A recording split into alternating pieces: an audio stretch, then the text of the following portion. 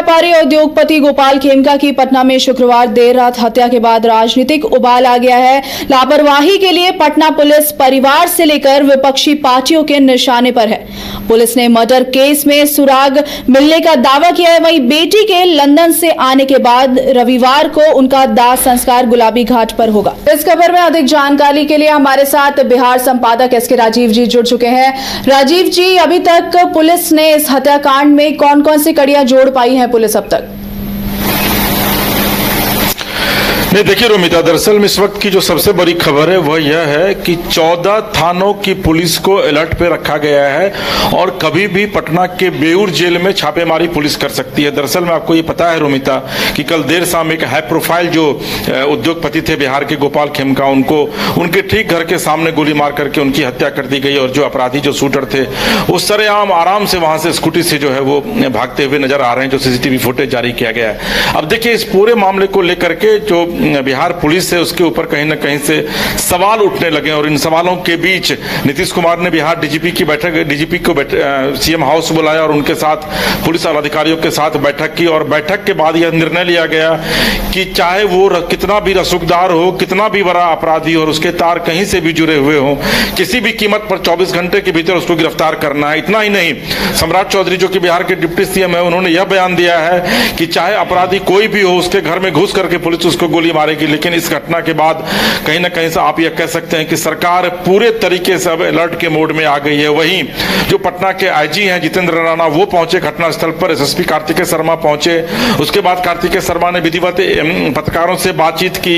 सचिवालय थाना में अभी एक मीडिया के साथियों के साथ उन्होंने बातचीत करते हुए यह कहा कि इस पूरी घटना के पीछे एक संदिग्ध को उठा लिया गया है और जो शूटर है उसकी पहचान कर ली गई है और इस पूरी घटना की साजिश कहां से रची गई। एसएसपी ने कहा कि अभी बेऊर जेल वो लोग जाएंगे, पुलिस की टीम वहां जाएगी और उसके बाद इस पूरे मामले पर से पर्दा उठाया जाएगा। देखिए, दरअसल में इस पूरे प्रकरण के पीछे पुरानी रंजिश जो है वो बताई जा रही है। दरअसल में 2018 में जो है वो गोपाल खेमका के जो बेटे थे उनकी हत्या हाजीपुर में की गई थी और उस समय 16 बीघा जमीन जो है वो हाजीपुर में गोपाल खेमका के द्वारा लिया गया था और उस जमीन से ही जो है वो विवाद शुरू हुआ था। जो भू माफिया है वो कहीं ना कहीं से गोपाल खेमका के जो बेटे हैं वो उनके निशाने पर आ गए थे और हाजीपुर में जो पासवान चौक है वहां पर 12 गोली मारी गई थी कार में उनको और कार में ही उनकी मौत हो गई थी।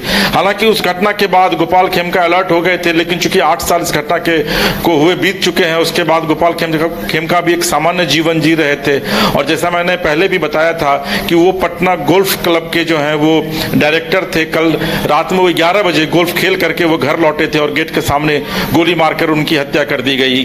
दूसरी तरफ बिहार के गवर्नर ने भी यह कहा है कि चाहे अपराधी कितने भी बड़े हों लेकिन पुलिस उसको बख्शेगी नहीं, कठोर कानूनी कार्रवाई की जाएगी। नीतीश कुमार ने सीएम हाउस में एक आपात बैठक बुलाई, बैठक में आवश्यक निर्देश दिए गए हैं और जैसा मैंने आपको बताया रोमिता कि 14 थानों को अलर्ट मोड पर रखा गया है। 14 थाने से पुलिस बल को बुलाया गया है और उसके बाद अब एसएसपी और आईजी के नेतृत्व में जो है वो एक एसआईटी टीम का गठन किया गया है और थोड़ी देर बाद बेऊर जेल में विधिवत छापेमारी की जाएगी। यानी मिनट टू मिनट जो है वो पुलिस इस पूरे मामले पर संज्ञान लेकर के काम कर रही है।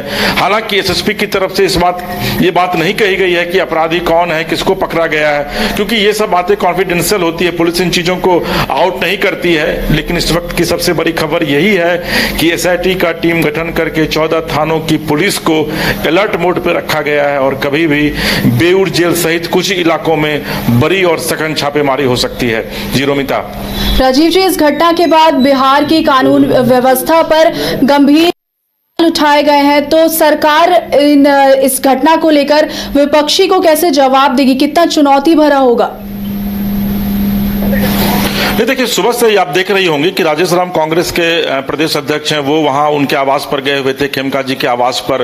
तेजस्वी यादव, चूंकि उनकी आज राष्ट्रीय कार्यकारिणी की बैठक है दूसरे दिन की, तो अभी उस बैठक में है, लेकिन उन्होंने सुबह सुबह ट्वीट किया था। नीतीश कुमार बतौर मुख्यमंत्री उन्होंने खुद ट्वीट किया और चिंता जाहिर की इस घटना को लेकर के और यह कहा कि भाई चाहे अपराधी कोई भी हो, उनको पुलिस बख्शने के मूड में इस बार नहीं। देखिए, विपक्ष जो है वो निश्चित तौर पर सवाल तो करेगी। अभी आप देखिए थोड़ी देर पहले कि कांग्रेस ने प्रेस कॉन्फ्रेंस पटना में किया, दिल्ली में अखिलेश सिंह जो कांग्रेस के राष्ट्रीय कांग्रेस के बिहार के अध्यक्ष रहे हैं, उन्होंने वहां पर प्रेस कॉन्फ्रेंस किया और एनडीए को उन्होंने गुंडा राज की संज्ञा दी। विधिवत वो जहां प्रेस कॉन्फ्रेंस कर रहे थे उसका जो बैकड्रॉप लगा हुआ था उसमें लिखा हुआ था बिहार में गुंडा राज।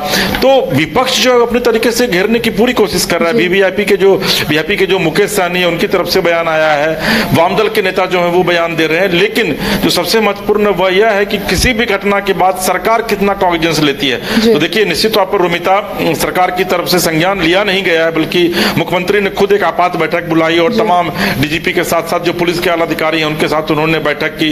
लगातार विजय सिन्हा जो है वो उनके आवास पर गए हैं, वहां जाकर के उन्होंने कहा कि भाई एक संदिग्ध को गिरफ्तार किया गया है, जो शूटर जिसने आकर गोली मारी है उसकी पहचान कर ली गई है और इस बार अपराधी किसी भी कीमत पर बख्शे नहीं जाएंगे। और जैसा मैंने आपको पहले भी बताया कि सम्राट चौधरी ने यहां तक बयान दिया है कि अपराधी जो भी हो उसके घर में घुस करके उसको गोली मारा जाएगा। यानी कि ये एक ऐसी घटना आज हुई है जो पूरे बिहार सरकार को सवालों के कटघरे में जो है वो ला करके खड़ा कर दिया है। दरअसल में नीतीश कुमार की यूएसपी रही है लॉ एंड ऑर्डर, और देखिए आपकी उस यूएसपी पर अब सवाल खड़े हो रहे हैं। आज से कुछ दिन पहले नीतीश कुमार जब प्रधानमंत्री के मन से वो संबोधन दे रहे थे तो उन्होंने कहा था कि बिहार में लॉ एंड ऑर्डर की स्थिति को बनाए रखना उनकी प्राथमिकताओं में से सब शामिल है और सबसे पहली प्राथमिकता है। लेकिन अगर राजधानी पटना में वो भी गांधी मैदान थाना के पास अगर सरेआम बिहार के एक बड़े उद्योगपति की गोली मारकर हत्या कर दी जाती है, वो भी उनके घर के सामने, तो निश्चित तौर पर सवाल खड़े होंगे, जिस सवाल का जवाब सरकार को देना होगा। लेकिन सबके बीच एक बार मैं फिर से आपके माध्यम से दर्शकों को यह बता दूं कि 14 थानों की पुलिस को अलर्ट मोड पे रखा गया है। एसआईटी का गठन करके कभी भी कहीं पर भी एक बड़ी छापेमारी हो सकती है। हालांकि पुलिस ने इस बात का उद्भेदन अभी नहीं किया है कि छापेमारी कहां होगी, लेकिन ये पता चल गया है कि बेऊर जेल में, पटना का जो बेऊर जेल है वहां पर बैठ करके हत्या की पूरी साजिश रची गई है। बेऊर जेल में भी छापेमारी हो सकती है या फिर कुछ उन इलाकों में छापेमारी हो सकती है जहां पर कि अपराधी छुपे हुए हैं। जी रोमिता, धन्यवाद राजीव जी, बहुत बहुत शुक्रिया आपकी जानकारी के लिए।